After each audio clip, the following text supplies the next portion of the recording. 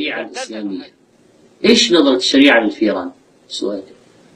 مو سموها الشريعة سمت الفأر فويسقة، نعم. وأنه يقتل في الحل والحرم، وأنها تضرم على أهل البيت النار، وأن الشيطان يسير هذه الفأرة، يعني هذه من جنود إبليس يسيرها إبليس، وأن إذا وقعت في إناء فيه ألقوها وما حولها إذا كان جامدا، وإذا كان مائعا يعني يرمى كله لأنها ناجسة الفأرة.